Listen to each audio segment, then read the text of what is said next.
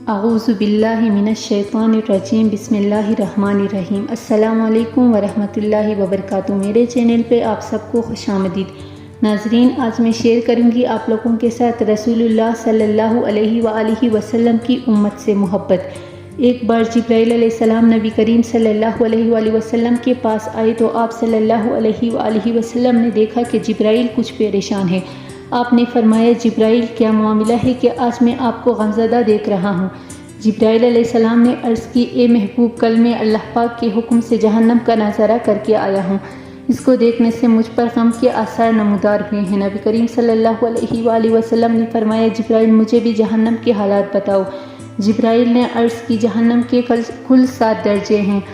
ان میں سے جو سب سے نیچے والا درجہ ہے، اللہ اس میں منافقوں کو رکھے گا۔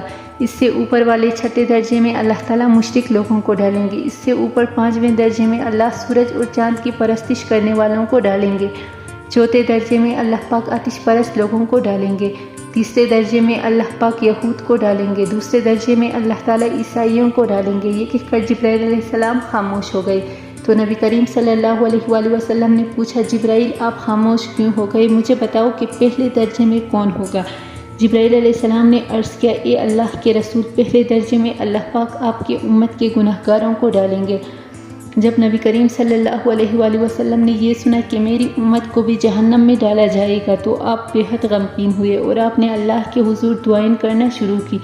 3 دن ایسے گزرے کہ اللہ کے محبوب مسجد میں نماز پڑھنے کے لیے تشریف لاتے، نماز پڑھ کر حجرے میں تشریف لے جاتے اور دروازہ بند کر کے اللہ کے حضور رو رو کر فریاد کرتے۔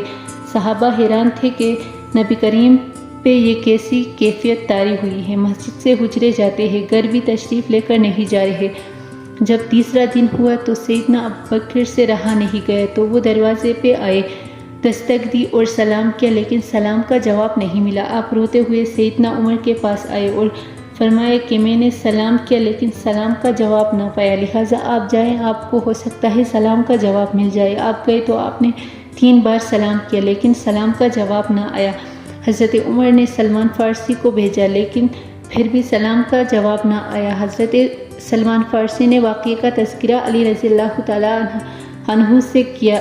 انہوں نے سوچا کہ جب اتنے عظیم شخصیات کو سلام کا جواب نہ ملا تو مجھے بھی خود نہیں جانا چاہیے بلکہ مجھے ان کی نور بیٹی فاطمہ اندر بیچنی چاہیے، لہٰذا آپ نے فاطمہ رضی اللہ تعالیٰ عنہ کو سب احوال بتا دیا۔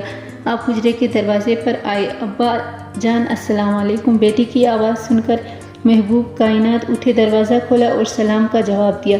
ابا جان، آپ پر کیا کیفیت ہے کہ 3 دن سے آپ یہاں تشریف فرما ہے؟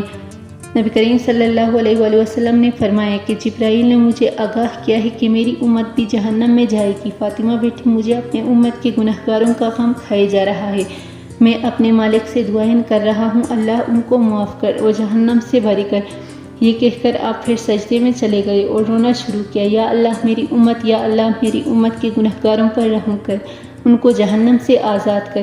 کہ اتنے میں حکم آ گیا، وَلَسَوْفَ يُعْطِيكَ رَبُّكَ فَتَرْضَىٰ، اے میرے محبوب غم نہ کر، میں تم کو اتنا عطا کروں گا کہ آپ راضی ہو جائیں گے۔ آپ خوشی سے کھل اٹھے اور فرمایا، لوگو، اللہ نے مجھ سے وعدہ کر لیا ہے کہ وہ روز قیامت مجھے میری امت کے معاملے میں خوب راضی کرے گا اور میں نے اس وقت تک راضی نہیں ہونا جب تک میرا آخری امت بھی جنت میں نہ چلا جائے۔